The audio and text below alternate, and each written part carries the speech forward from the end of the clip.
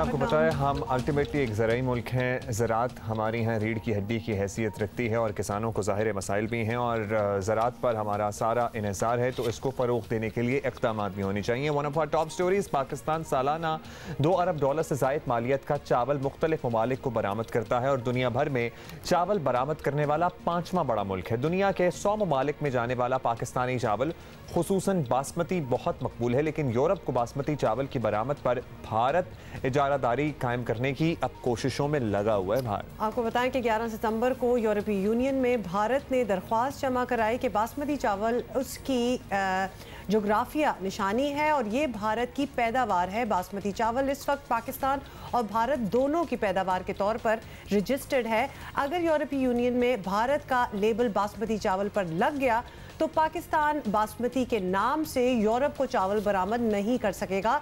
भारत की इस दरख्वास्त पर 3 माह के अंदर अपील की जा सकती है। पाकिस्तानी बरामद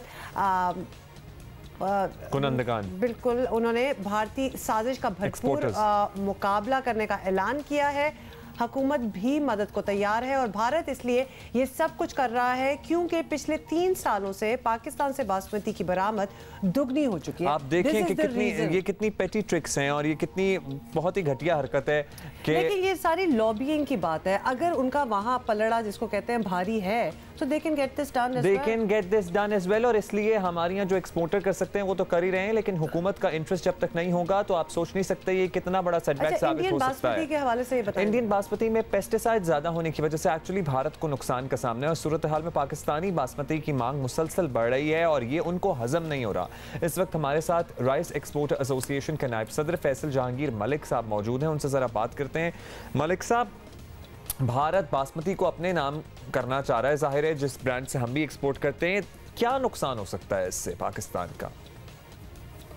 जी, फर्स्ट ऑफ ऑल इसमें भारत का कोई डायरेक्ट टारगेट पाकिस्तान नहीं है। 2004 में वर्ल्ड ट्रेड ऑर्डर के जिनीवा में एक एग्रीमेंट हुआ था बिटवीन पाकिस्तान एंड इंडिया कि जिसमें डिसाइड किया गया था कि basmati is a crop of both countries और उस टाइम में यूरोपियन यूनियन ने कहा था कि आप इसको geographical indication law GI law के तहत आप इसकी जियो टैगिंग करवाएं।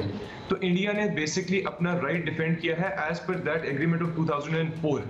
पाकिस्तान ने क्या करना है, पाकिस्तान ने अपना राइट भी डिफेंड करना है और उसको अपोज भी करना है because the basis that India has used कि जिस तरह उन्होंने बीच में मिसाल दी वो 1766 के हीर रांझे के वाक़ये में वारिस शाह ने कहा कि जी बासमती की खुशबू के बारे में कुछ उन्होंने बोला और अब जो वारिस शाह था ही वाज बॉट and raised in Jandiala Sher Khan और वफात पाई उन्होंने पाकपतन में। तो दिस इज प्रेजेंट है पाकिस्तान। तो इस वजह से वो भी उनके जो बेसिस हैं they are wrong, they need to be corrected और उनकी बेसिस पे फिर उनको दोबारा अपना केस सबमिट करना पड़ेगा। पाकिस्तान को एट द मोमेंट अपनी जियोग्राफिकल इंडिकेशन के तहत अपने पाकिस्तान में पहले जियो टैगिंग करनी चाहिए कि कहाँ कहाँ बासमती ग्रो हो रहा है ताकि हम भी जाके क्लेम कर सकें that we also own basmati as per the previously agreed agreements as well and present day में भी हम प्रूव करेंगे कि basmati is grown in Pakistan और आज की नहीं कब की ग्रो हो रही है। 1928 से 1933 में जो काला शाकाकू रिसर्च इंस्टीट्यूट है वहाँ पे जो उस टाइम बाय दैट टाइम जो उनका डायरेक्टर था वो ब्रिटिश था, तो ही मेड रिसर्च जिसमें और उस 5 साल रिसर्च में वो इस कंक्लूजन पे पहुंचा कि PK370 is the mother of all basmatis and it is grown in कोलोतारड और कोलोतारड डिस्ट्रिक्ट हाफजाबाद में आता है। अच्छा फैसल, ये भी बताएं कि अब हुकूमत ने तो ऐलान किया है कि वो भारतीय इक़दाम को चैलेंज करेंगे, तो वो किस तरह चैलेंज करेंगे, क्या उम्मीद रखी जाए, कब तक ये मामला आपको लगता है कि ये सेटल हो जाएगा? फर्स्ट ऑफ ऑल तो हमारी डेडलाइन है जी 10 दिसंबर, क्योंकि इसमें यूरोपियन यूनियन की तरफ से 90 डेज का टाइम होता है। उनके जो उन्होंने जो यूरोपियन यूनियन जर्नल पब्लिश किया that was on the 10th of सितंबर, तो 90 दिन के अंदर तो anyways we have to contest it. और हुकूमत जो है वो बड़ा साथ दे रही है। हमारे रीप के नुमाइंदे भी इस बात से काफ़ी खुश हैं कि हर जहाँ पे भी जो दरवाज़ा हम जाके नॉक कर रहे हैं on all doors on all forums government is fully supporting us.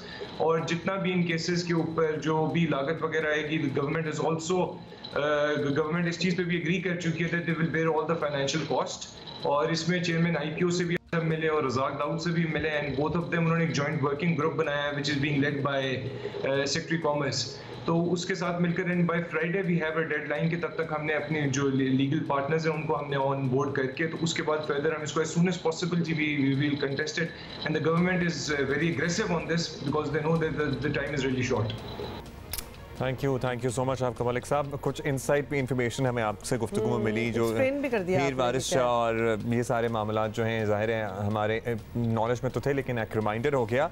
और एट द सेम टाइम हम बासमती की जहाँ बात कर रहे थे हम आपको पता है कि वज़ीर आज़म ने भी एक दो मरतबा इसका जिक्र किया है। हमारा जो लोअर दीर का इलाका है वहाँ जो जैतून है जंगली जैतून पाया जाता है बेसिकली, लेकिन उस पर ऑलिव्स जो पाए जाते हैं उसमें अब ग्राफ्टिंग करके दरख्त तो मौजूद हैं और मील हा मील मौजूद हैं, उसमें ग्राफ्टिंग करके जो इम्पोर्टेड जैतून के दरख्त हैं उनकी कलम लगाई जाती है और आगे से फिर वो नस्ल बढ़ना शुरू हो जाती है। यानी कि बेस मौजूद है उसमें आप बेहतर क्वालिटी वाला ऊपर फिट कर दें और उसको टेप कर दें, जिसे कहते हैं ना सर्जरी कर दें। मतलब हम अपनी एग्रो इंडस्ट्री भी अगर बढ़ाएं तो क्या क्या हो और सकता है? ये किया जा रहा है, किया जा भी रहा है। एक और चीज़ मैं कल देख रही थी, आई वाज ग्रोसरी शॉपिंग, तो मैं चीज़ की प्राइसेस देख रही थी और मुझे बड़ा ही दुख हो रहा था कि हमारे यहाँ भी यार डेयरी प्रोड्यूसिंग कंट्री और डेयरी फार्मिंग हमारे यहाँ कितनी होती है, येट हमारी उससे आगे जो चीज़ें बनती हैं वो कितनी लिमिटेड है दुनिया में अगर आप देखें। और फिर जो थोड़े बहुत लोगों ने ऑन देयर ओन कर भी लिया और बिजनेस चला रहे हैं डेयरी प्रोडक्ट्स को आगे चीज़ वगैरह बनाना, इट इज़ सो एक्सपेंसिव। हालांकि ये लिटरली हमारे लिए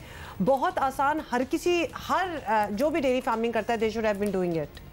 और मैं आपको लोअर दीर में ऑलिव की प्रोडक्शन का बता रहा था। अब तो मील हा मील दरख्तों की ग्राफ्टिंग करके उसे स्पेनिश या फिर दीगर जो बेहतरीन ऑलिव्स हैं उन दरख्तों पे कन्वर्ट किया जा रहा है। और with in a few years अगर ये ज़बरदस्त एक्सपेरिमेंट जो कि कामयाब है अब तक हो गया तो पाकिस्तान एक ज़बरदस्त ऑलिव एक्सपोर्टिंग कंट्री बन सकता है और ऑलिव ऑयल एक्सपोर्टिंग कंट्री बन सकता है। और कितना महंगा होता है ऑलिव ऑयल, कभी आप खरीदें तो।